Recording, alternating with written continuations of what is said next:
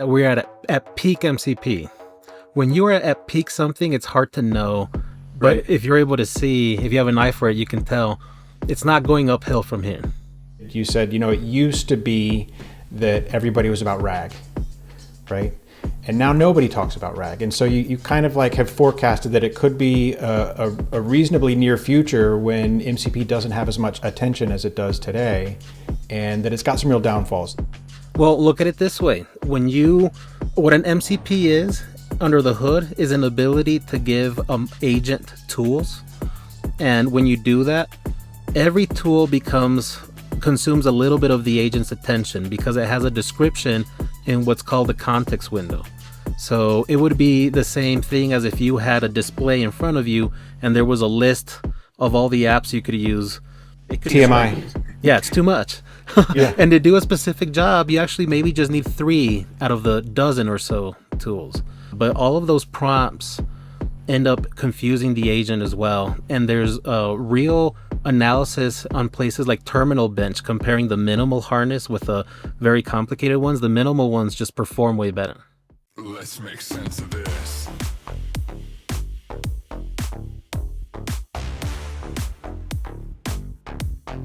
Let's make sense.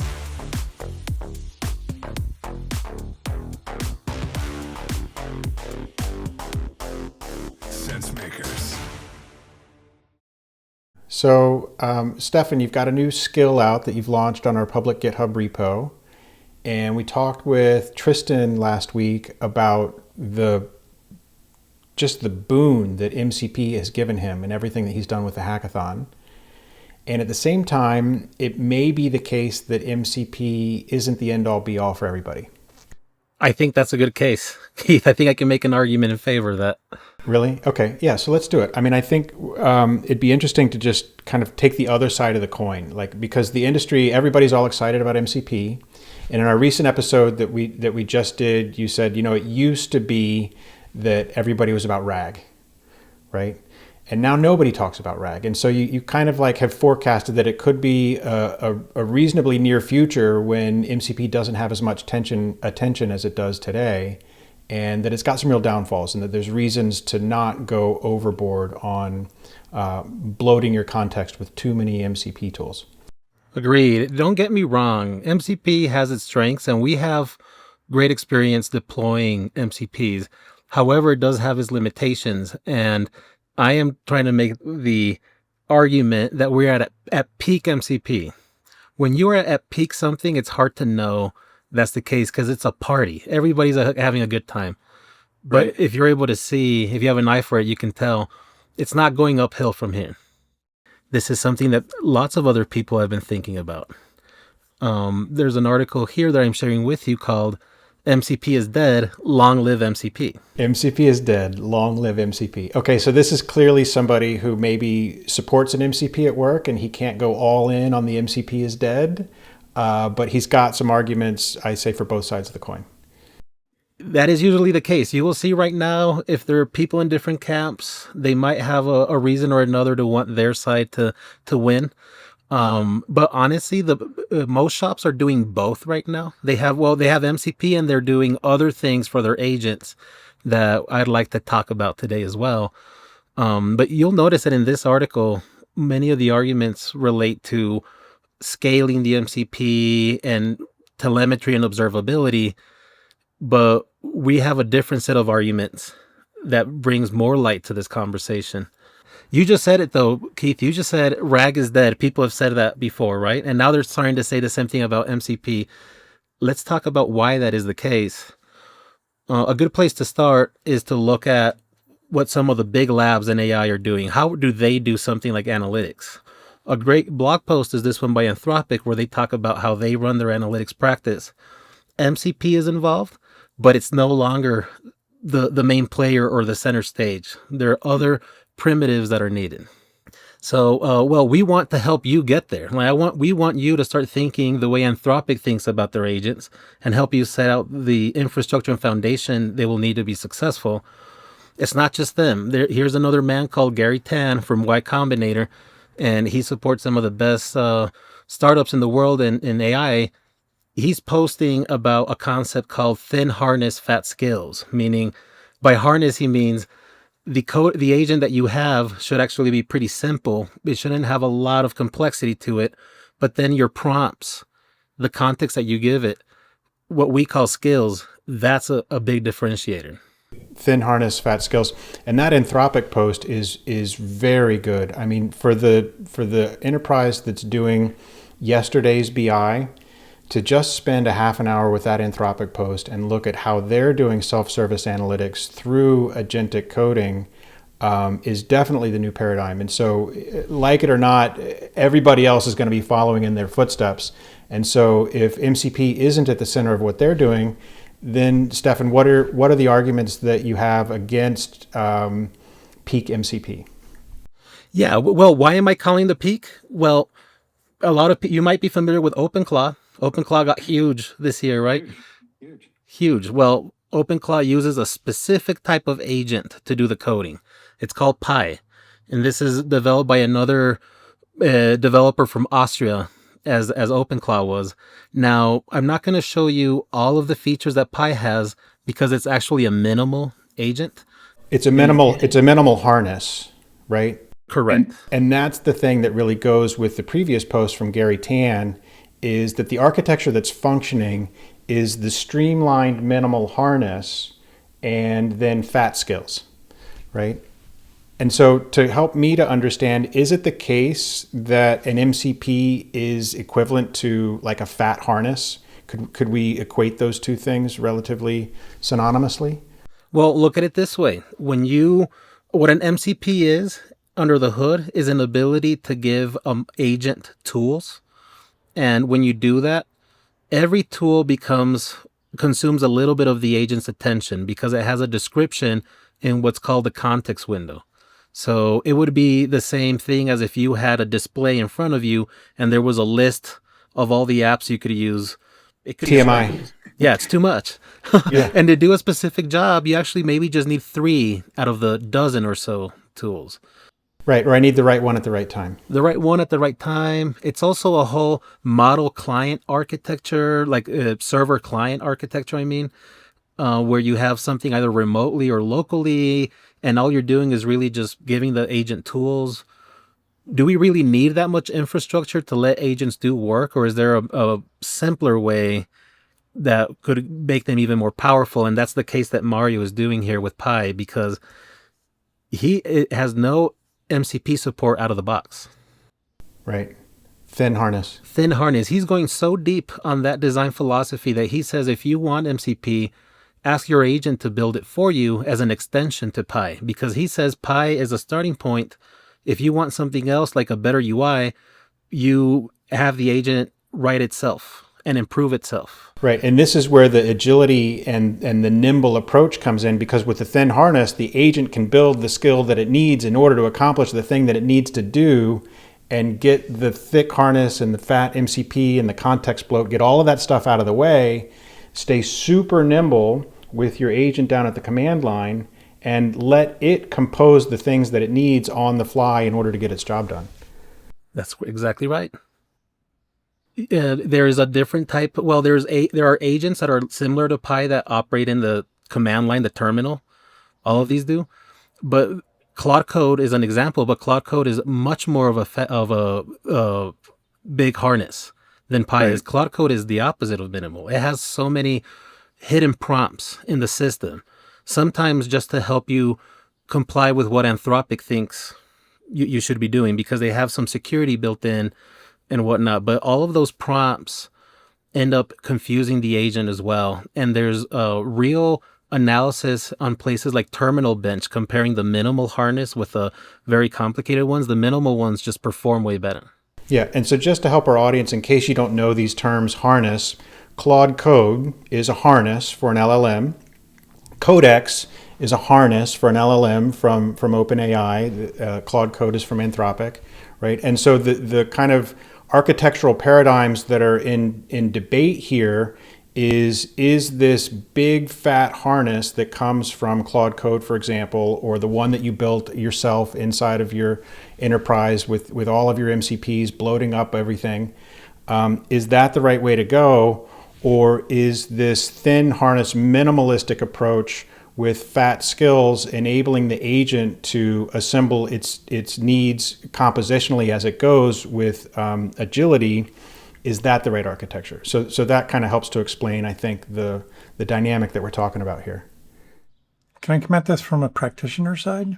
When I'm asking my AI to go out and do things on my behalf, it's very often things that I don't know how to do myself fully, how to do that. Like I'm hoping to speed things up and not have to read all the docs and have the AI figure out how to do this for me. So if there's an AI that's writing this minimal harness AI that's creating the agent to talk to the MCP, if that goes wrong, I'm really stuck versus maybe the fat harness where, like with Claude Code, where, yeah, I might have to do a little MCP configuration at the start of it, but it knows how to connect to the MCP and it just works. And I'm able to get to my job that much faster. So what is that? Like, that's kind of drawing these two polar opposite poles. Where are we at in that stage right now of development, or where are things going? For sure, this can be, I think, one of the benefits of enterprise thinking, building their fat harness, their big MCP, as static as it might be and as context bloating it might be. At least it's centrally controlled. And at least they can package more security into it. They can kind of like manage and maintain and govern this enterprise interaction with the AIs in a way that if you just let every developer or business user who doesn't have full understanding of what this nimble, thin harness is going to do when you just unleash it from the command line to get your job done, and they're just hitting the enter button saying, yes, go, go, go, do the next thing, but not understanding what the ramifications of the actions that it's taking are, that's a good trade-off to name. I agree with you there. MCP would be an easier place to start, but we're also seeing a lot of the apps converging towards this coding agent model. Codex is a good example. Codex is from OpenAI.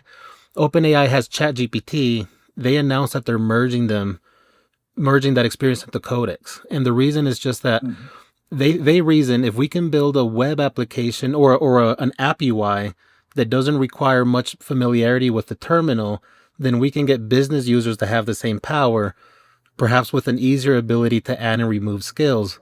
So we're also seeing that where the app developers are trying to bridge that gap with a more accessible UI. Right. And so this just takes us back to the both and, right? Like it's not that there's kind of a polar set of black and white decisions to make where everybody needs a thin harness, fat skills agent approach to getting their job done. Certainly, I think big MCP tooling and centralized harnesses inside of large enterprises that are governed with security in order to solve known fixed use cases that happen over and over again, for sure. But at the same time, you're trying to get stuff done in your business unit and you're trying to move quickly. And if that big MCP is just bloating your context and burning your tokens, then you're gonna hire somebody that has the skills to do the thin harness approach and actually be more effective. I think that's what you're saying, right? That there can be kind of both modalities operating functionally inside of the same enterprise at the same time. Yes. And in fact, let me take it just a little bit further, because you can have both strategies in place and they will service perhaps even two different audiences very well. But one of the issues, though, if you lean too much on the MCP side, it gives you results with the effort of setting up a server that maybe your team is very comfortable with, but you're not developing the experience in elevating the developer experience in your organization, the DevEx, that would benefit not just agents, but humans. So it's also just another excuse to not do the heavy work. The real work of upskilling your humans. Of designing good abstractions that requires good engineers that know how to design for other engineers. And it's not just, hey, let's take this API, write some tools on top of it, and then spin up a server and now anybody can play. I want to push companies to go more towards DevEx.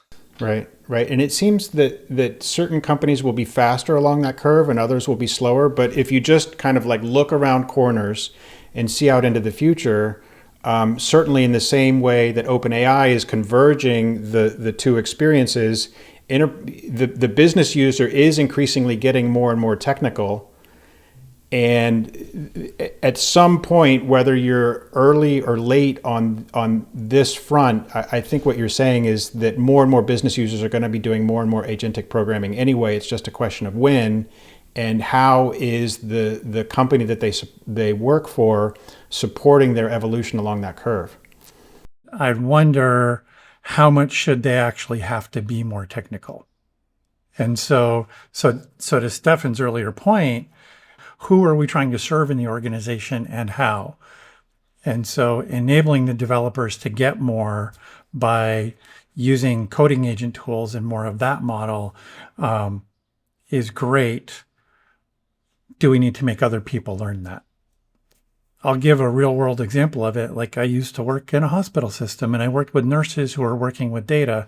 Should a nurse have to know how to code with AI to do their job? I think there's kind of a really obvious case there that they shouldn't have to know that, but they should be supported by the tools that exist to be able to get their job done. Now, Jonathan, I wanted to also not leave this point that you just made, and it's so true. Like a nurse at a hospital shouldn't be required to know about HTML and JavaScript. But an analyst who's been 10 years in the tech industry should definitely be more comfortable with this type of stuff. Like you have a starting point that's better than 99% of the population of the planet. And you do need to step up to the challenge today to understand how these agents operate and what's going to make them more effective. Yeah, I think that's my biggest takeaway from the conversation so far is the both and. MCP is dead. Long live MCP. Long live MCP so that the nurse in the hospital or the lay business person doesn't have to learn to code or doesn't have to get down to the command line and learn how to put switches at the end of her terminal prompt, right? MCP is dead because you're going to have advanced developers who can be vastly more effective without having a rigid MCP burning all of their tokens and slowing them down. So I think there's just different kind of players here, and it's very useful for the chief data officer or the decision maker or the person who's laying out their AI strategy to have a clear picture about what they're doing to serve each audience and not necessarily kind of forcing the developers to go untooled or forcing the business users to be underserved. Stefan, is MCP too rigid? I say yes. In which ways? A good way to see why it's too rigid is that one of the biggest innovations of the last year in the MCP world came for Cloudflare, and it's called MCP Code Mode. The goal here is to take the tools that the MCP server was giving to agents and giving it to a coding agent as if it was code. But it's not perfect because all the agent can see is what's known as the signature of the tool. A tool is basically a function, so it has inputs and outputs, and we're letting the agent, when it's writing code, here's a little bit of a black box, but here's the inputs and here's the outputs, write code on top of that. Wouldn't it be just better? Couldn't you just skip a whole server you're maintaining, all these abstractions, if you just gave the agent the code it needed and it got to see the full logic behind it, got to modify it? Got it. So why have the agent make a round trip to a black box, give it an input, receive an output, and then need to work with that if it can do all of that work locally itself? And then especially that black box takes maintenance, right? Because the universe is ever changing, the enterprise is ever changing, business rules, landscapes. So am I having to pay a developer to keep the MCP up to date week to week, to keep that black box up to date week to week? You do. Well, you have to stay on top of it. So the APIs will drift. You have to make sure that your tools are keeping up. Many times those capabilities improve, so you need to open up new inputs and new outputs. But think of it this way. It's very similar to the earlier question, who are you building for? with MCP, you're trying to answer the same question, and the answer was, I'm building for the agents. But well, now that we have coding agents that work like human developers, can't we service human developers, agents, custom apps with architecture that services all of them? Because I, as a human, can't really use an MCP as a programming surface. It's really just for my agent. I can give an example of that in my work right now is with the Tableau MCP is that it's got a set of features, and like Tristan talked about, they can do amazing things. And it's built by Tableau. If you've installed that, that's what you've got. And meanwhile, if I want to do something like, hey, I'd love to have my AI help me understand the permission structure in Tableau, those APIs exist and everything. I can ask the AI to write that code. So if I have that environment set up, I can do that. But if I don't, and I'm sitting on the MCP, I've got to wait for Tableau to add that to the MCP or somebody to contribute to the MCP project, and then my IT team to stand that up. Right. So as a static tool, that MCP then is going to calcify over time.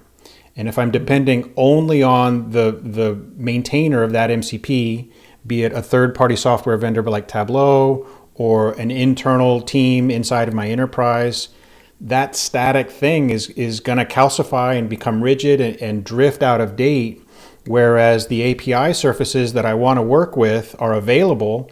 It's just that nobody's updated the MCP. And so then if I take my thin harness fat skills and just run from the command line to articulate those endpoints that I need to accomplish my job, I've just gone around that big static thing that was out of date. This is a really good conversation. I'm glad we had it. So like if you were looking at this strategically from somebody who's running the strategy for an organization, hey, MCP is good, but start thinking about DevEx. It's going to unlock the coding agent. It's going to unlock your people. When it comes to recruiting or how to upskill your people, every place looks different. But if you start thinking this way, aren't you preparing the entire organization to be ready for a future where they become more and more autonomous? I would make the case that that is the case. Like you're laying out the foundations today. As soon as these models can do longer running tasks, they're going to be reaping the benefits. And so what that looks like, I mean, to me, is the incremental evolution towards a working model that is more navigational.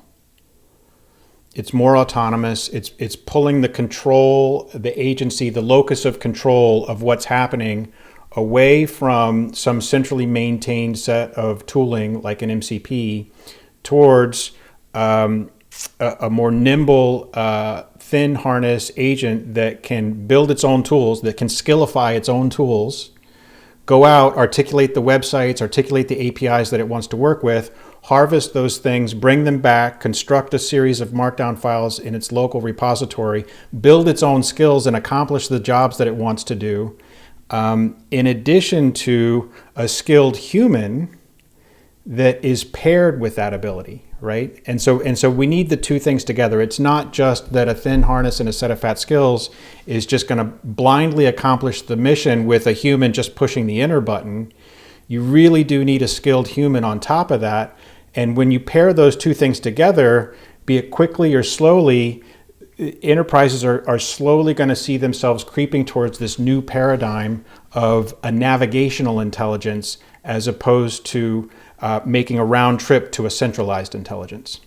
Can I jump on that? Because I think there's a piece here for me of it's not, because we've talked about context layers and semantic layers on the data side, that there's a place where we need to skill up on the data side in our organizations. So that way the AIs can do good work. I think the same thing here is that it's not just about enabling that code-friendly data analyst role who's working with the agentic, but also such that the AIs can better support the people who are like the frontline people who are not the data people to do that work.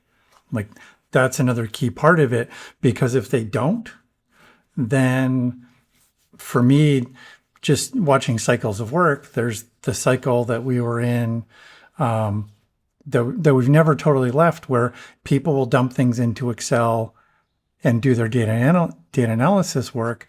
We know there's tons of people out there that are pulling data off of whatever system and they're dumping it into Claude to do the work, or what ChatGPT or whatever, with no guardrails, no. Just give me the data. I'm going to upload it to Claude and get the answer. Upload to Claude, get the answer. And so there's none of that organizational discipline there that the data leaders want the organization to have, but ultimately those frontline people want support there as well. So they're getting the right numbers, or they're building data products that are reusable and not letting the AI go off the rails. Man, what a great conversation, because what we've arrived at is the both and. We need to be enabling the frontline end user to have centralized tools that have the governance, so that they're not just saying, give me the data, I'm going to go outside of the firewall and just upload it to Claude to try to get the answer. And we need to enable the agentic developer to have that developer experience. And they're just two different sets of audiences, and the data leader really needs to be playing to both with a both and sculpting that organizational discipline. Okay, well, great conversation, guys. Thanks. Let's keep it going. Let's make sense of this.